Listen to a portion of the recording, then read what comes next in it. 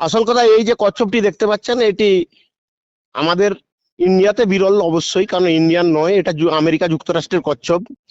কেউ বা কারা ফ্যামিলির শখ মিটানোর জন্য তারা এটি নিয়ে চলে এসেছিল, অ্যাকোরিয়ামে রেখেছিল। যেহেতু অ্যাকোরিয়ামে বড় হয়ে গেছে, ওকে আর রাখতে পারছে না, কোনো জমিতে ছেড়ে দিয়েছে। আমরা এটা ভুট্টা ক্ষেত থেকে উদ্ধার করলাম, কারণ ও তো আর ওর খাদ্যাভ্যাস যেটা ছিল সেটা আর পাচ্ছে না, যার জন্য এখন সামনে যা পাচ্ছে সবুজ জিনিস তাই খাচ্ছে।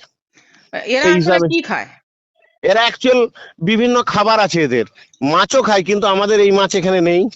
বা যেগুলো ওরা যুক্তরাষ্ট্রের যে খাবার, সেই খাবার যারা অ্যাকোয়ারিয়ামে রাখতো তারা কিনে আনতো, কিন্তু এখন যেহেতু বড় হয়ে গেছে সেই খাবার আর দিচ্ছে না, যার জন্য ওরা ছেড়ে দিয়েছিল। এরা মাছ খায়, ঘাসও খায়, বিশেষ করে সবজিটা বেশি খায়। তাহলে এটা কি ডাঙার কচ্ছপ না জলের কচ্ছপ? না, এটা কিন্তু জলের কচ্ছপ।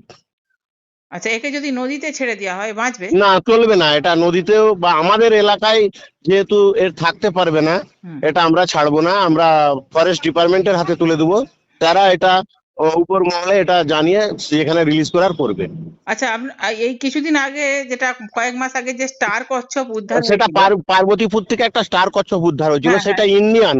ইন্ডিয়ান কিন্তু আমাদের ওয়েস্ট বেঙ্গল নয়, হ্যাঁ, ইন্ডিয়ান। হ্যাঁ, কিন্তু সেটার সঙ্গে এটা তফাৎটা কি আছে সেটা সেইটার নিয়ে সঙ্গে সেটা হচ্ছে আড়ার কচ্ছপ, হুম। মাটিতে ডাঙায় থাকে, এটা জলে থাকে। আর এটা সেটা হচ্ছে, তৃণভোজী, সেটা তৃণভোজী। সেটাও তৃণভোজী, ইও তৃণভোজী। হুম। ইও তৃণভোজী, সেটাও তৃণভোজী, কিন্তু ফারাকটা এটাই, সেটা কিন্তু ডাঙায় থাকে, ছোট ছোট ঝোপঝাড়ে থাকে। হুম। আর এটি কিন্তু জলের কচ্ছপ। এটা কোথা থেকে উদ্ধার করলেন? এটা আমরা দাসপুর থানার দুর্গাপুর গ্রাম থেকে উদ্ধার করেছি, এবং হচ্ছে ওই ভুট্টা খেতে এই কিন্তু গাছ খাচ্ছিল। আপনার একটু নামটা বলে দেবেন।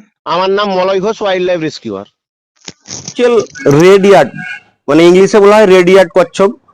আর এটি হচ্ছে লাল কালো কচ্ছপ বলে অনেকে, অনেকে আবার লাল কান কচ্ছপ বলে, কিন্তু এটি আমাদের ইন্ডিয়ান নয়, এটি হচ্ছে যুক্তরাষ্ট্রের কচ্ছপ।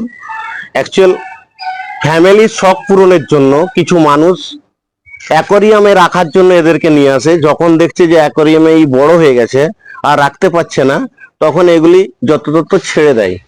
কিন্তু তাদের উদ্দেশ্যে একটা কথা বলবো, যে এ কাজ করবেন না, এ কিন্তু দুই রাষ্ট্রেরই পরিবেশ নষ্ট হলো।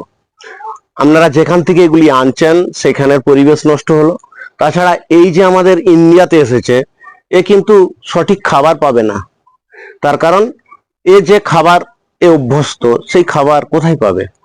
যার জন্য এরা কিন্তু আমাদের এখানে পরিবেশ নষ্ট, মানে পরিবেশের যে বায়োডাইভার্সিটি সেটাকে নষ্ট করে। আমরা এটা আজকে দাসপুর থানার, গ্রামটার নাম কি এখানটার?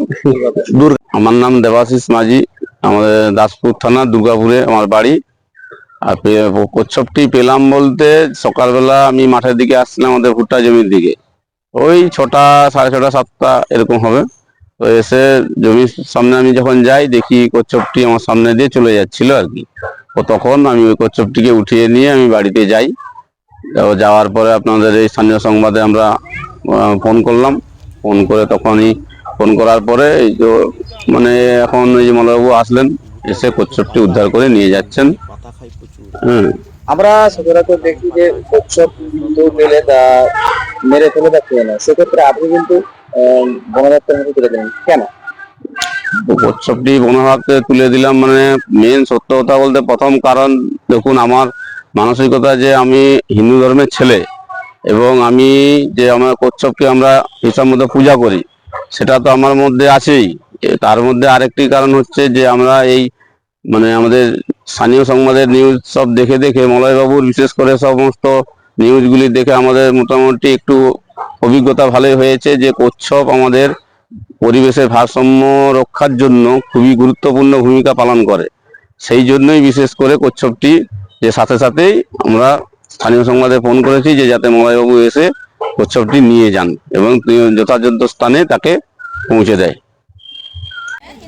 না, এটা হচ্ছে যুক্তরাষ্ট্র, আমেরিকা, ওই সব জায়গায় এটা একে পাওয়া যায়। এর ন্যাজ আছে, দেখুন।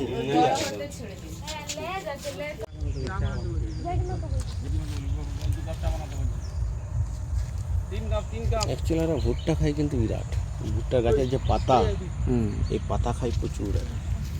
তারপরে বাদাম পাতা আছে, এখানে সব খাবারটাই ওরা পেয়ে যাবে।